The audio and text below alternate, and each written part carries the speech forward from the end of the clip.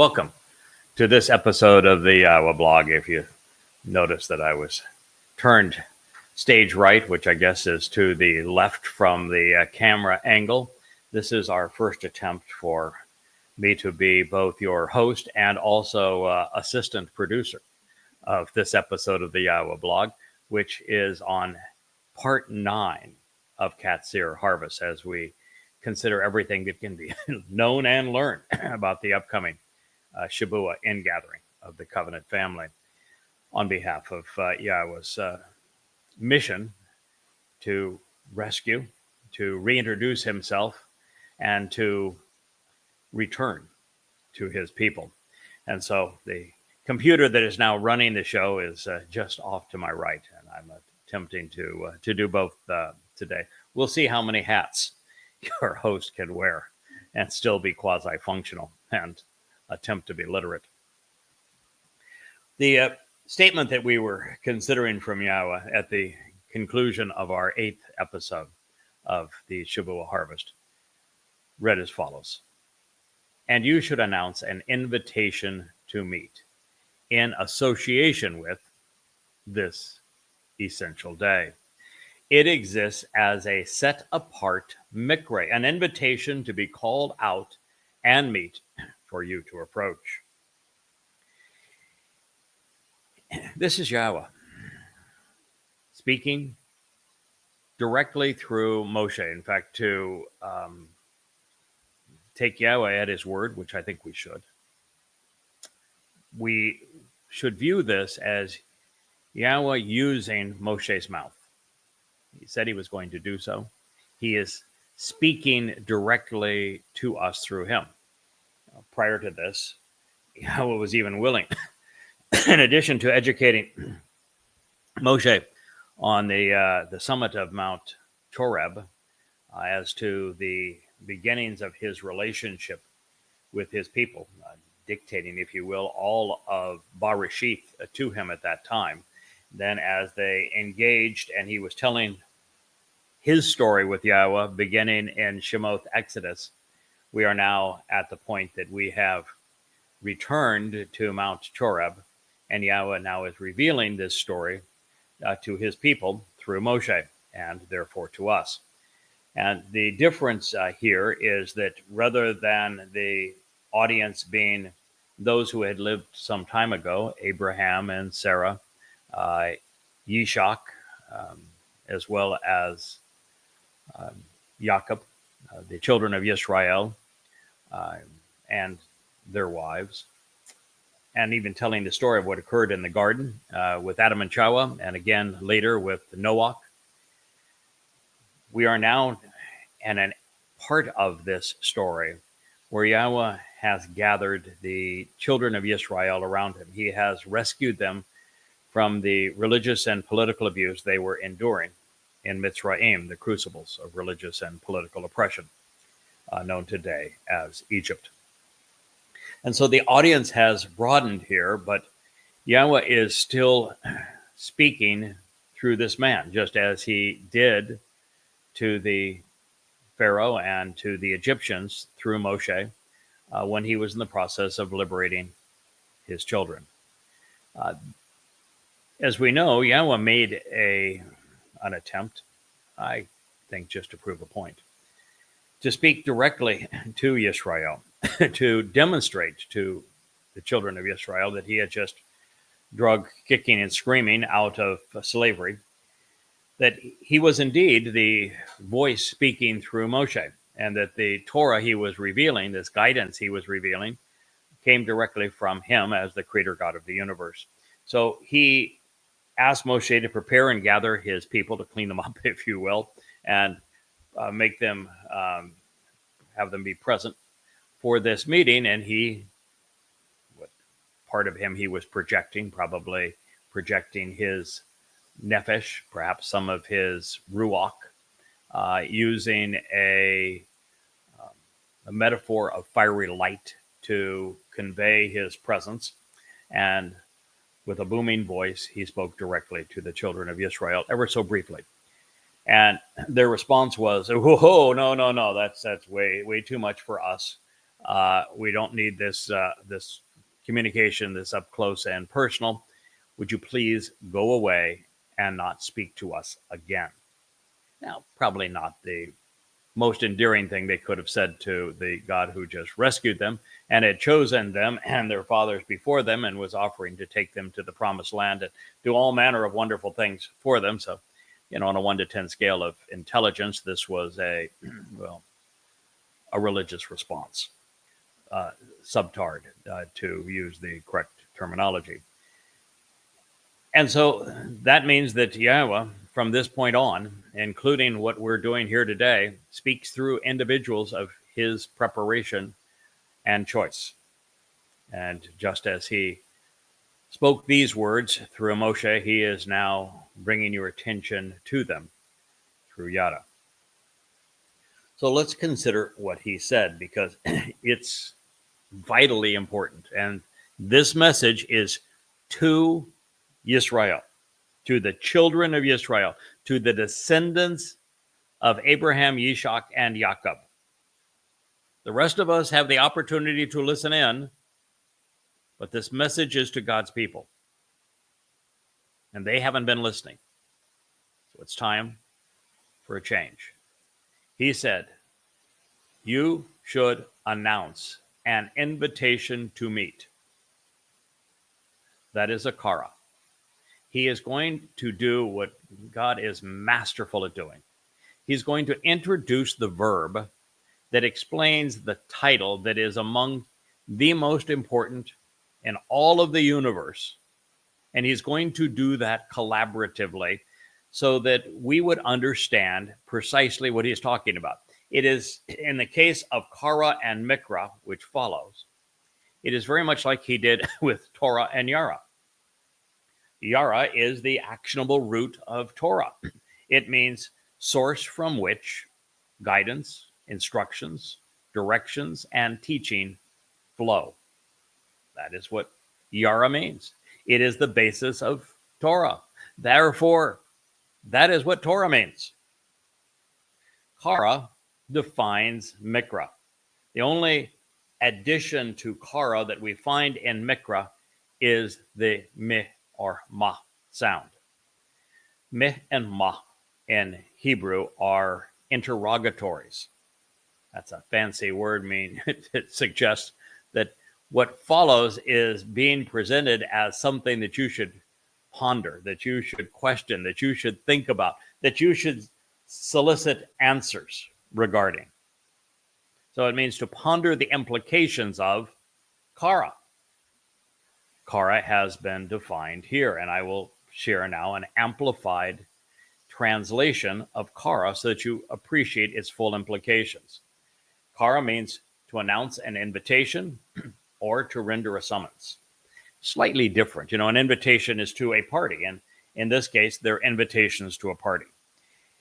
If, however, you don't attend these parties and you're going to be judged by Yahowah as a result of not availing yourself of them, then it is a summons to meet, and he's the judge. You can take it either way. It's your choice how you will encounter kara as it relates to Yahowah. An invitation to meet with him 7 times a year, to enjoy the path that he has provided, to the relationship he is offering through the covenant, or to be summoned for a trial. Your option. So it means to announce an invitation and to be presented with a summons. It is to be encouraged to read and recite, which is the best way to differentiate between whether or not you are going to accept the invitation or be summoned, particularly when you read and recite the Torah and prophets of Yahowah. It also means to call out. So it's to call out to somebody by name, to proclaim their name, to make an announcement in this regard. And the announcement is to meet. And since the one making the announcement is God, it is to meet with God.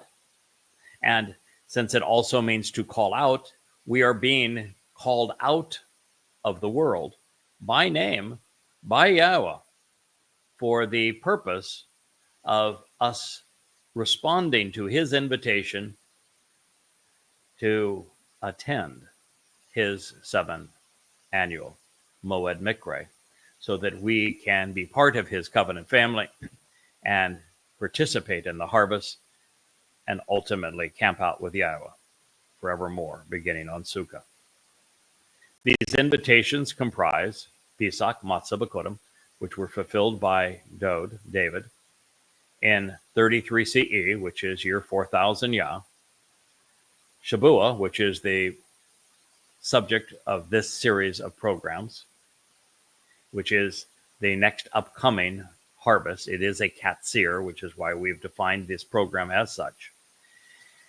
And all of the beneficiaries of this harvest we have already determined, based upon Yahowah's previous testimony, are those who have availed themselves Pesach, Matzah, and particularly B'Kodim. The next, that is the harvest, by the way, that sits in the middle. I have over my left shoulder here.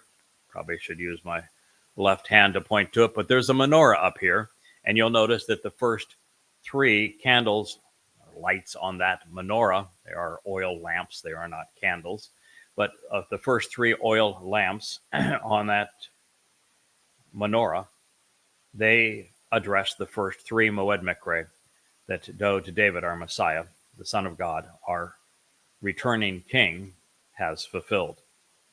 The one in the middle is the one that is upcoming. It is the only one not in year 4000 Yah, 33 CE, or year 6000 Yah, and 2033. It stands 7 years apart, which is why it is called sevens. Shabuah means sevens. So it is one of the 7, but it's the 7 that stands 7 years apart from the final 3. The last 3 are Teruah, Kippurim, and Sukkah, and they will be fulfilled in order, beginning with the first day of the 7th month on Yahowah's calendar in year 6000 Yah, the 120th Yobel year. So this is the order of things and what he is specifically talking about in terms of the invitations. Now, he's saying that this announcement regarding the invitation to meet, the basis of Mikra, is in association with this essential day. Not every one of Yahowah's Moed Mikre is presented as a stem, essential. Many are. Matzah, for example, is the first one that Yahowah throws every word that he's got to tell you. It's special. I mean, from it's a special Sabbath to it's Kodesh, it's set apart. It is a stem. It is essential for us. It is everything that Yahowah can say. It is, not only a mikra, it's a moed. It's just everything that Yahowah could address to tell us that matzah is essential to us. He does, but he's reminding us that this day is essential. Shabuah is essential. Now, when we read something like that, if we just read through it and don't think about it, we don't gain anything from it. Okay, it's an important day. I'm going to be there. God entered an invitation. The least I can do is accept it. Okay, here I am, God. Here are my 2 loaves. What do we do next? You think he would have called it essential if that was the response he was soliciting? Oh, okay, then I really want to know what day I have to celebrate it on. I want to make sure that I'm lifting and waving my loaves the right way. Could you explain it to me so I know what I need to do? You know how many emails I've received like that? You think he would have called it essential if he wanted you to ask me to give you a personal, private explanation as to what you should do? Or because here he used kara, which is the definition of mikra, and the mikra are the 7 steps home. Does he want you to recognize there's something essential about this one that he does not want us to miss? Do you want to take the time to think about it? Do you care? Does this relationship with Yahowah mean enough to you that you're going to invest the time to learn the truth, understand it, and then once you understand it, join us in sharing it so that more people can benefit and so that you're equipped to help us? Why is this day essential? Well, let's begin. Pesach is essential because if you're not immortal, if the door to heaven is not opened, the door to life is not opened, then you're just going to die. Your soul lives its period of time, which could be anywhere from a miscarriage and you never get out of the womb, all the way up to, what is about 120 years, I guess, is the absolute limit on human mortality.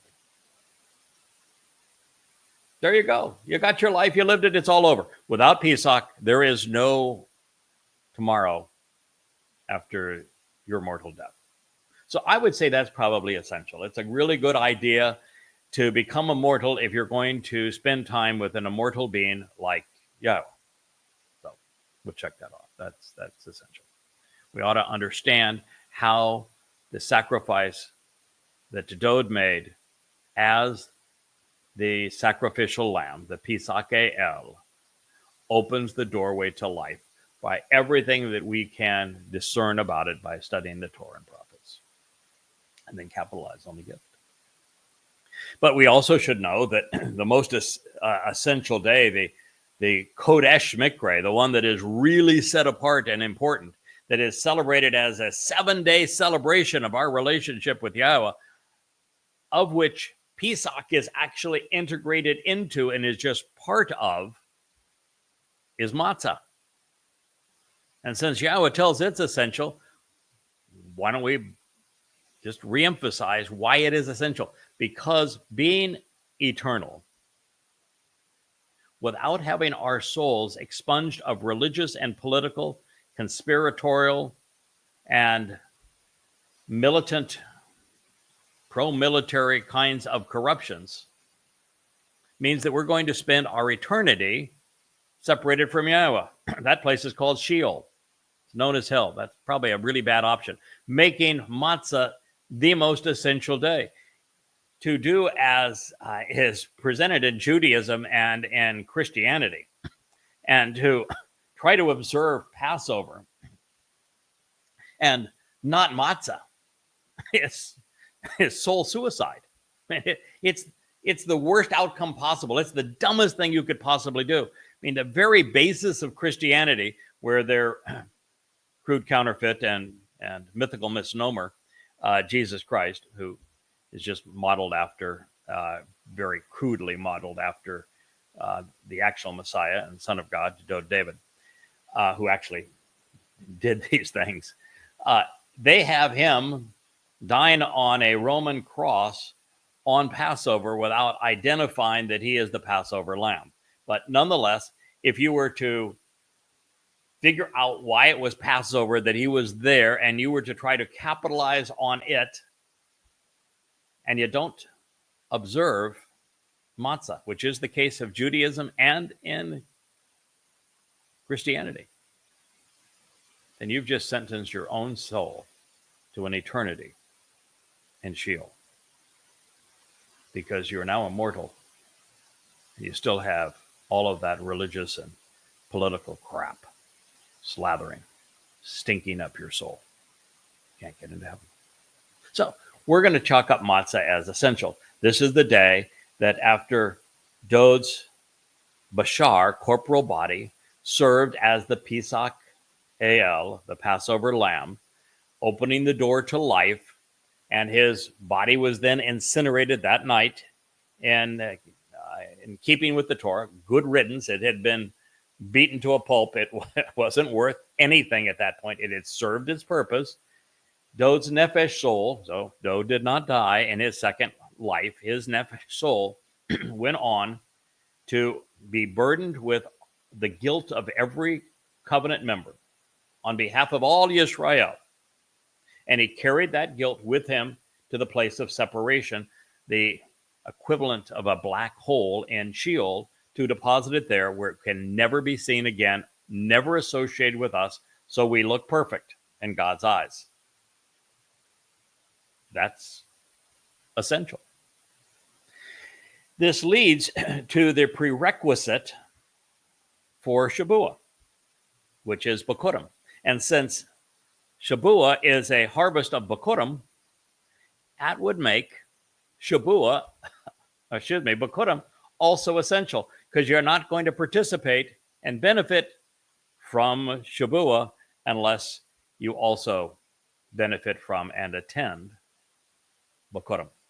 So Bikurim is the third day of the celebration, the Chog Matzah, which is another one of the terms that Yahweh uses to describe Matzah. It is a celebration of the relationship and of life. It's Chog Matzah. Chog Matzah includes Pesach, Matzah, and Bikurim. So on Bikurim, we recognize that the firstborn, the Bukor of Yahowah, David, signed our adoption papers when his soul left Sheol and returned to his father, Yahweh in heaven. That's why Yahweh says of Dod, I am his father, he is my son. And he says it 3 times because Dod lived 3 lives. He's lived 2, he will live a 3rd. And therefore, Bikurim represents our adoption into God's family, following the firstborn son of Yah there. Opens the door to life, perfects our souls, enables our adoption into God's family. Then there are 2 references to being enriched and empowered. We are enriched and empowered by being adopted into God's family, even in this life. But God must enrich us and empower us to an infinite extent from that point for our souls to jettison these physical bodies, which are huge limitations to us, and become spiritual and energy-based beings akin to light, where our soul resides within a form of energy as opposed to a physical body. And so we have to be, and Shabuah does this, enriched again. Now, while that would be essential for us to make this transition from mortal to immortal and in God's presence, is to be enriched and empowered again during the Shabuah harvest, transformed into light, which is the whole metaphor of fire and why fire, and there are offerings made by fire is part of this Moed Mikra. It's to show you that decaying physical life can be transformed into energy and light that rises up to heaven. From life to light is the message. And so that's rather essential. And that could be by itself enough to explain why this day was called a stem. A stem means a skeletal. Our skeleton enables us to stand up. It enables us me to gesture here. It is why I can move my fingers and type and write. And it is how my head stays on top of my neck, on top of my shoulders. And our skeleton is essential. Our very bones are essential to the functioning of and our purpose here. And it is also means substantial, foundational. Now, I have suggested, and I'm extrapolating this from the text, God communicates in a way, as all good teachers, where he gives us enough information that once we come to know it and own that information, we've transferred it into our long-term memories. And then we begin making connections with a broader spectrum of information that he has provided, and we make the necessary connections to understand the common denominators and the themes between them. Then we can put the pieces of the puzzle that he has provided us to figure out together and can see the bigger picture. And in this regard, it is my deduction that there is a even more essential aspect of Shabuah. And It covers a number of areas. One is the Shabuah harvest being set apart 7 years. Look back on the menorah, it's the one in the middle, being set apart 7 years from the last 3, being called sevens to give us that clue, is therefore highly likely, by deduction, the beginning of the 7-year period of the time of Israel's troubles. And as bad as things are for God's people now, and it is heartbreaking to see progressives and Muslims align in their vicious attempts to dehumanize and degrade Jews, far worse than anything that happened in Europe in the 1920s. Vastly more people, I mean, by many times the magnitude of people. And it's not just centered in one area of the world around Germany and throughout Europe, but pervasive throughout the entire world, including all of those nations surrounding Israel and all of the most powerful nations, again, in Europe and the United States, even now in South America and many throughout Asia, that are clamoring for Israel's annihilation, siding with the perpetrators of rape and mass murder, abduction, and torture against their victims. It's heartbreaking. And it's heartbreaking to read the prophets, and they will tell us that 1,000 times worse than what happened on 10/7/23 is going to happen again. God is compassionate. He loves his family. He does not want his covenant family to endure that. So those who have accepted the invitations and have capitalized upon Pesach, Matzah, and Bakurim so that they're prepared for Shavuot, this is the day that God's saying, you are my family. I'm not going to have you endure what's going to happen. He is not causing what is going to happen, but he has witnessed it, and he knows what's going to happen. And he also knows that if this were not to happen, he would never get the full attention of his people, because his people need to be pushed into a place where they recognize their politicians, their military, and their rabbis cannot save them. And that finally they relent and turn back to Yahowah. So, well, that must endure and will endure. The fact of the matter is that Yahweh is compassionate. He doesn't want his family to have to witness it, to be part of it, to even to die during it. So this is why that harvest exists. I've also suggested, and I think it holds true, that this harvest is significant because it is our Shabbatical. It is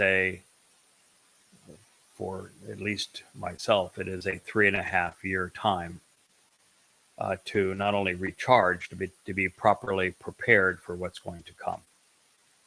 And Yahweh not only wants his witness, his final witness, along with Elia, energized and prepared and really transformed, becoming vastly more effective, so that when he returns on the 1st of Abib in 2030 with Elia, that we do the best job possible, and not only protecting Yisrael, but equipping Yisrael with the knowledge that Israelites need to embrace Yahweh's name, to become reacquainted with their Messiah and King, Dod, before his arrival, and to rectify their embittered revolt against God and join the covenant. And so that's going to take some doing. I can tell you that having devoted myself every waking hour for 23 years now to this, knowing that I have another 15 months to go, probably 1,000 of these Yahowah blogs to present, I am probably going to need that break. As much as Yahowah has boosted my endurance and my capability in sharing this message with you, with the 7 spirits afforded my role as Choder, my Father knows what our current limits are. And he also knows that some of these things just need to happen, and they're going to happen, and Israel has to become more receptive before enough listen to make a tremendous difference. Now, the other reason is that Yahowah must ensure that there is a significant, meaningful, important gathering of his people who are receptive to him, who have embraced his name, his son, and what his son has done for us, who have returned to accept the conditions of the covenant, who are aware of what's going to happen on Yom Kippurim in year 6000 Yah, as the sun sets 6:22 p.m., October 2nd, 2033, and Jerusalem, when he returns. That return must be along with and in conjunction with the covenant family, and must be attended by his people. By removing us at this time, he ensures that result. And I think that's part of it. Now, there will be other opportunities. There is also the upcoming Towrah harvest in 2033 to the backdrop of a full solar eclipse. There is the actual return on Yom Kippurim that year, 10 days later, and that we all enter a time to camp out with Yahowah for 1,000 years here on earth to celebrate the millennial Shabat celebration of Sukkah. So for all of these reasons, I think this day is essential. Now, why does it read, you should make an announcement regarding this invitation to meet? Who's speaking? Who is being spoken to? Are we to see this as Moshe speaking? Are we to see this as Yahowah speaking? Is Moshe speaking through Yahowah speaking through Moshe? Who is he speaking to? Israel didn't do this. If he was speaking to Israel, Israel did not make this announcement. So who is? Shouldn't be difficult to figure out either, should it? Because this is the first time that this announcement has been brought to your attention in this way. Now, I won't be the only one. There are others in the covenant family who are joining me and helping me broadcast this announcement to you. There are also time forthcoming, just now 4 years from now, when Elia will return and join me in announcing all of this. However, it's hard to include Elia on this one. Why? Because the day that's now essential is he's talking about a Shabuah. The fulfillment of Shabuah will be 3.5 years past before Elia returns. So this is another way that Yahowah has written the role that I've been asked to play right into his Torah. And he's done so because not only does he want me to figure it out so that I can do as he has requested, but that when I do, you listen, then respond appropriately. No one has ever made this announcement to you. No one has ever explained what is occurring until now. God continued. It exists as Haya. Haya is the basis of Yahowah's name. It's the most important verb in the Hebrew lexicon. Because verbs in Hebrew are not stuck in time, as is the case in English with a past, present, and future. The verb means was, is, and will be. So it was, it is, and it always will be a Kodesh, a set-apart mikre, invitation to be called out and meet. Kodesh, another of the top 10 words in the Hebrew lexicon for you to understand. Kara is, part of that top 10 too. Maybe I'm going to have a top 10 that includes 20, but shoot me if I'm exuberant in this, or if that I love the words, the palette that Yahweh chose to paint his picture.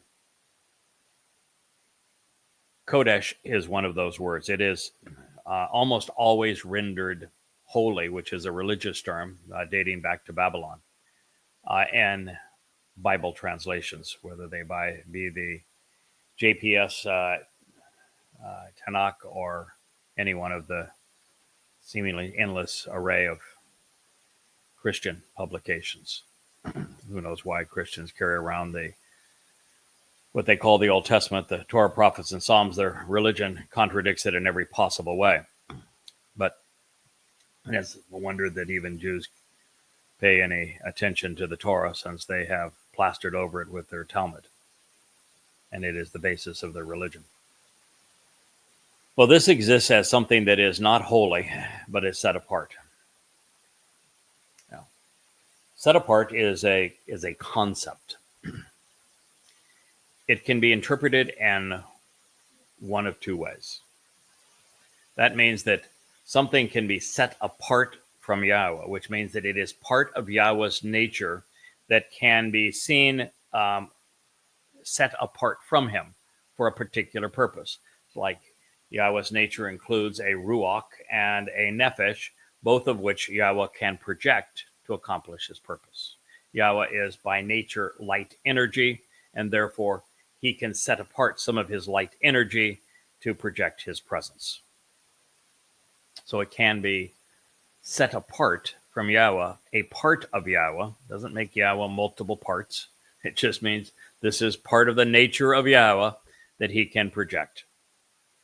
But in most cases, that really isn't the intent of what set apart is conveying. And I don't think it means that here, although clearly this mikra belongs to Yahweh. It isn't a Jewish holiday. Set apart means that it is uniquely important, that it is wholly uncommon,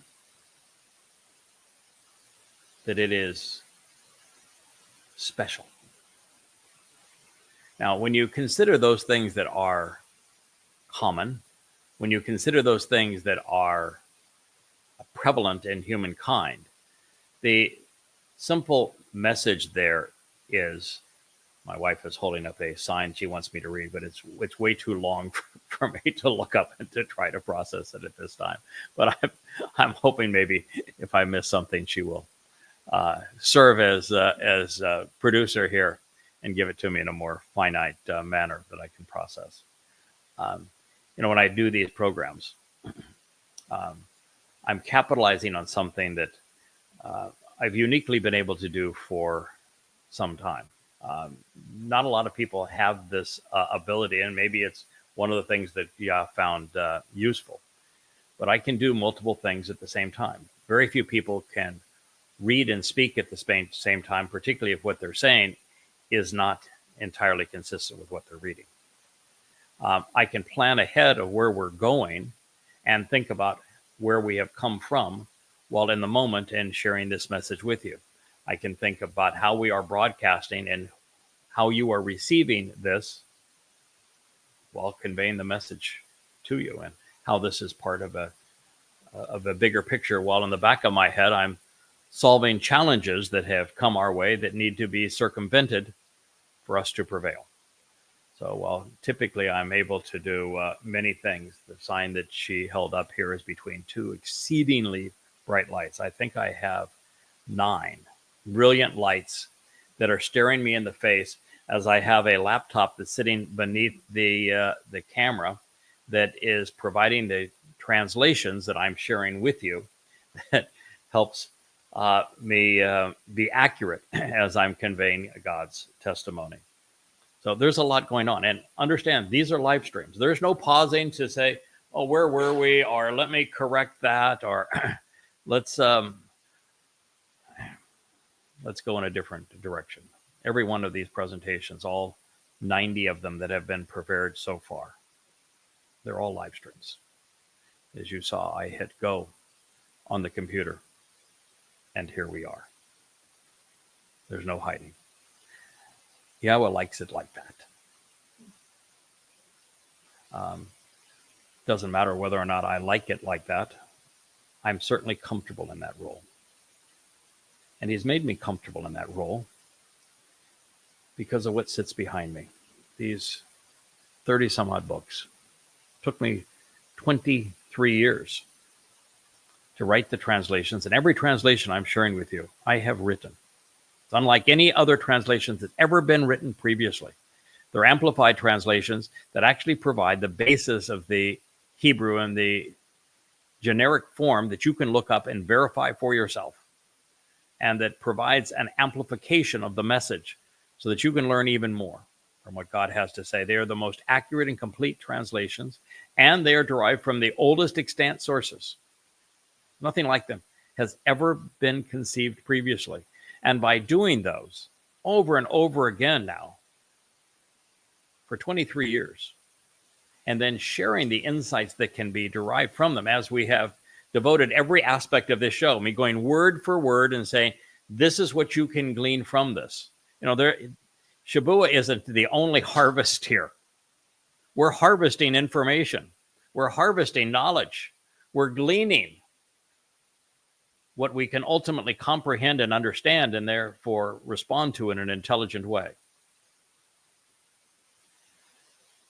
And as a result of doing that, there are thousands, I would dare say tens of thousands of unique insights that I've shared in these books and now sharing as part of these programs that no one has thought of or conveyed to anyone, whether verbally or in writing,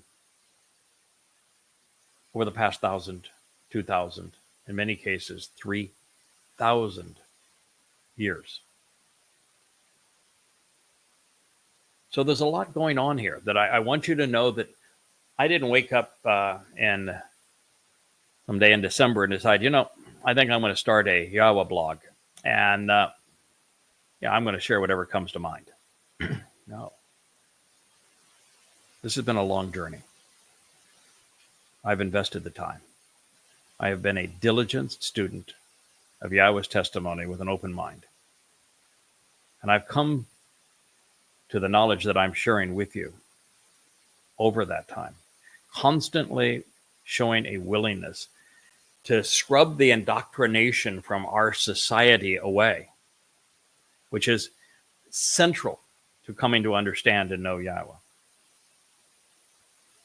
Constantly learning, constantly making connections, seeking the common denominator, making intelligent deductions, calculations, extrapolations, so that the picture fits together, so that you can perceive it as God intended.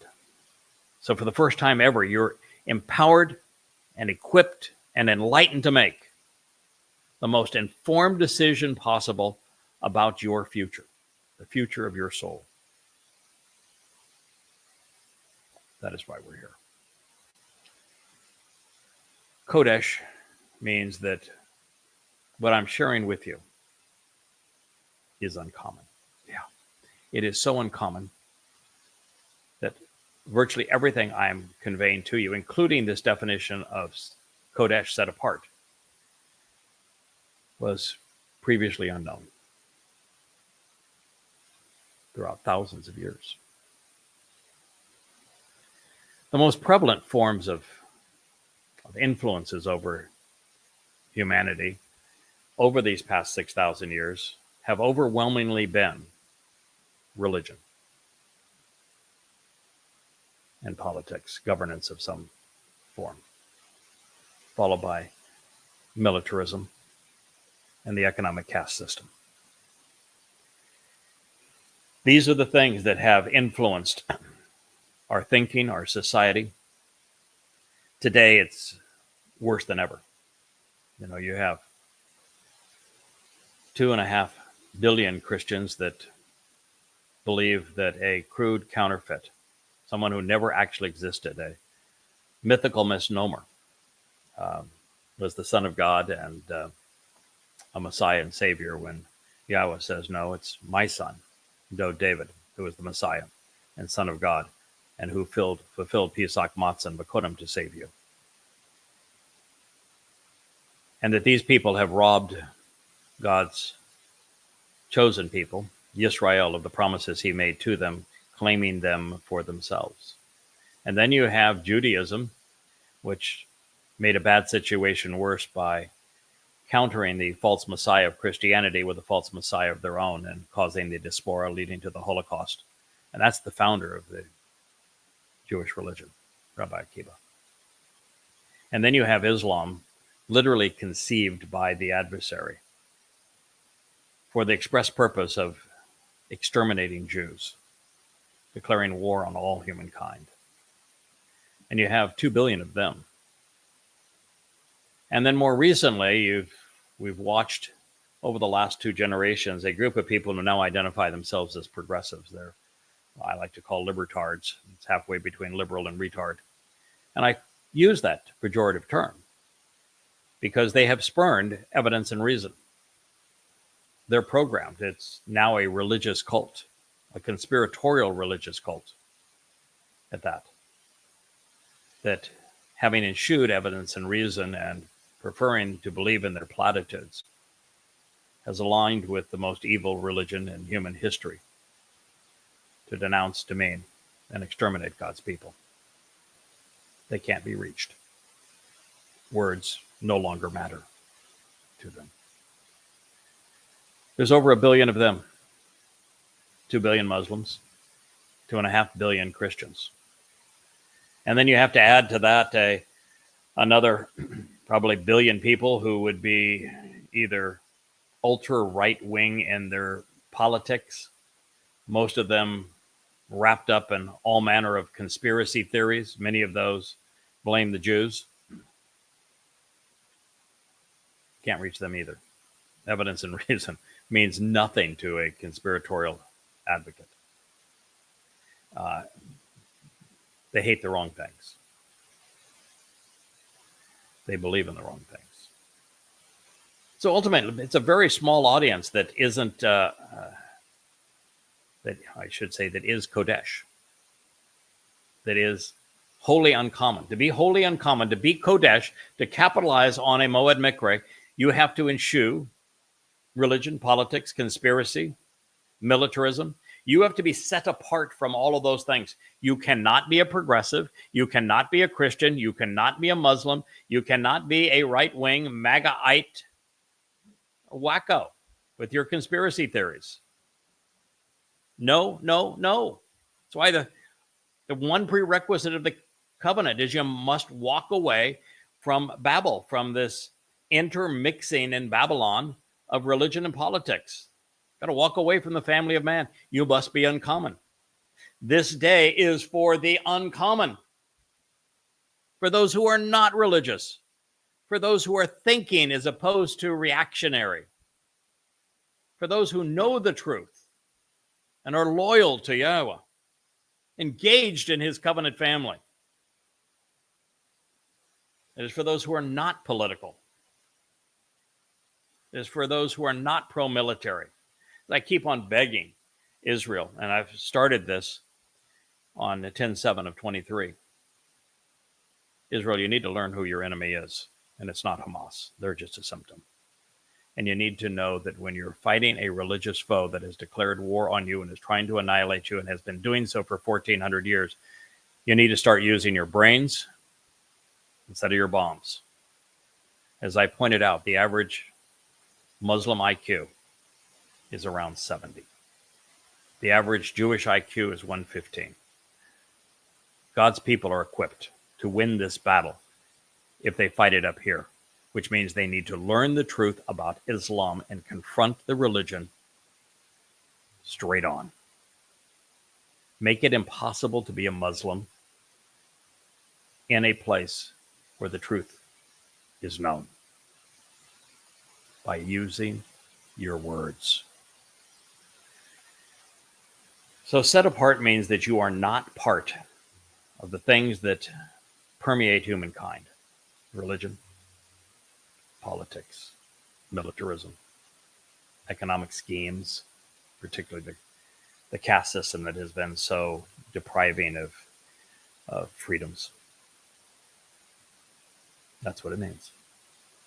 You can engage in social media so long as your use of social media is productively to make God's people aware that he is returning with his son and that he has conditions of his covenant and he's inviting you to attend these mikvahs. If you're using it to live some fantasy life or to spy on somebody else's fantasy life or to promote a conspiratorial agenda, then you're common too.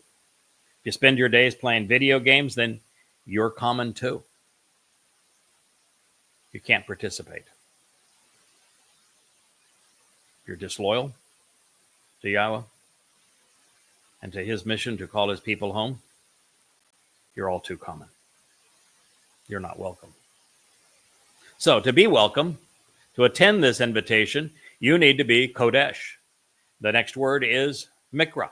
It is the singular of mikre, and it is an invitation to be called out and meet. It's a summons to bring us together to read and recite the written word, proclaiming it publicly while gathering. It is from Ma, to inquire about.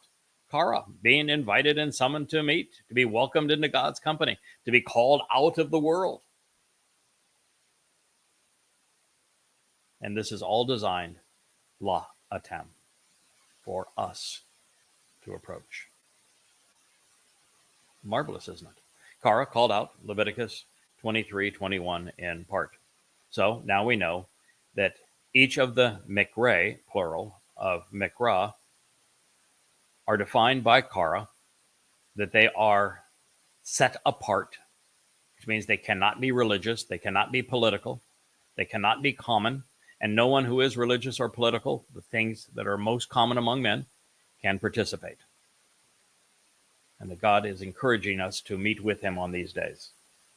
And that he is saying that our meeting with him on these days and on this day, Shabuah, is essential. You want to play I Dare You with God on it and pretend it's not?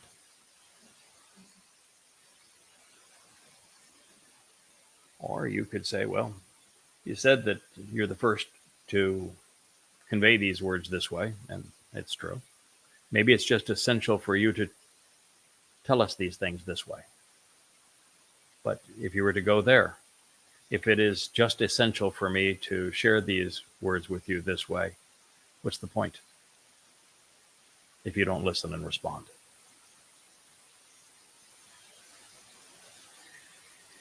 Yahweh has made this, I think, relatively easy for us by explaining his terms.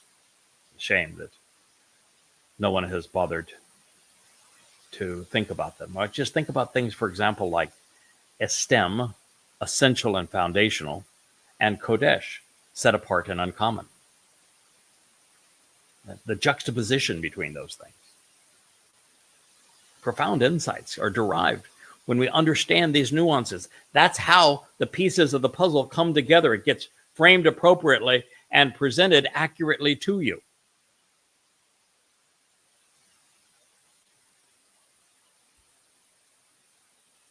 So, mikra, we now know, is to be called out and meet, and it is based upon the verb kara, to invite, summons, call out, proclaim, read, recite, meet, welcome, in the context of God issuing this invitation for us to read and recite his word and to be welcomed into his company.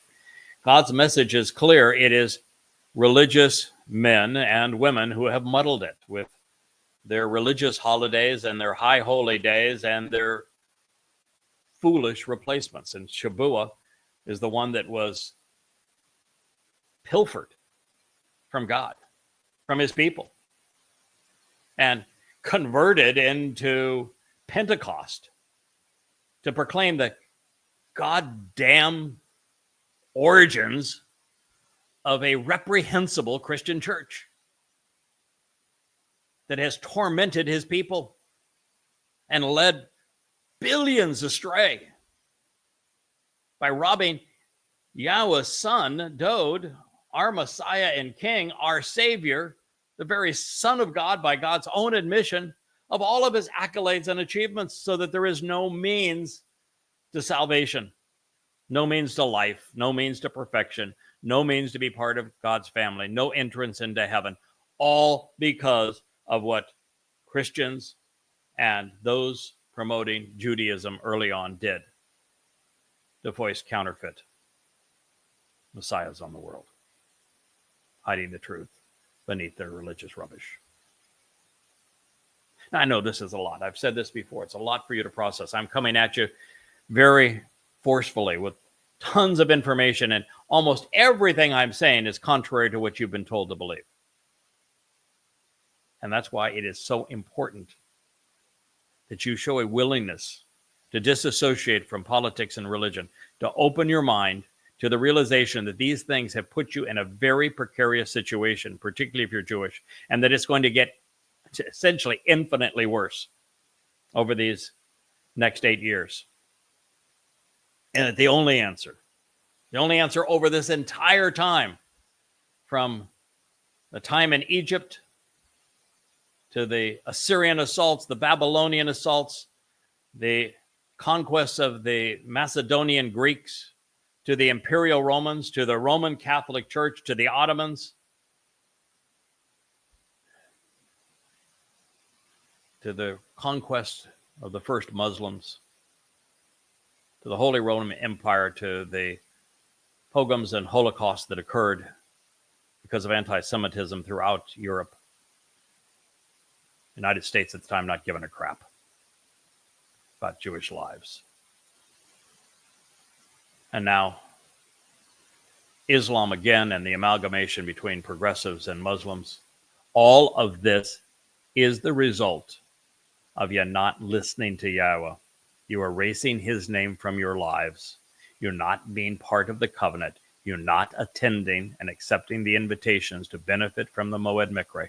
All of this mess is because while God chose you, you have not chosen him. And so it's time for you to look at where rejecting him, telling him to go away, I don't want to hear from you again, has brought you. What you have endured since you uttered those words, and have only doubled down on their intent since that time by being religious instead of growing in the relationship. What has it brought to you? Israel. Do you want more of the same? You know, they say that an IQ test, the average Jewish intelligence is 15 points higher than normal. 115 versus 100. And so you should be bright enough to figure this out.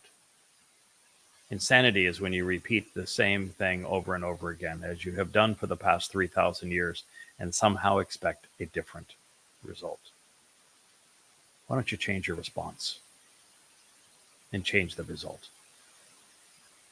After all, you have Yahweh's word on it. With that thought, I'm going to conclude this episode of the Yahowah blog. I look forward to being with you again. I hope you were not too distracted by my attempt to be both host of this program for you and also a producer. But I'm going to turn now and try to stop this show. So excuse me as I turn away from you. It's not a sign that I am leaving you. I will be back, I promise, to continue the next episode of Qatsyr Harvest. Thank you for listening.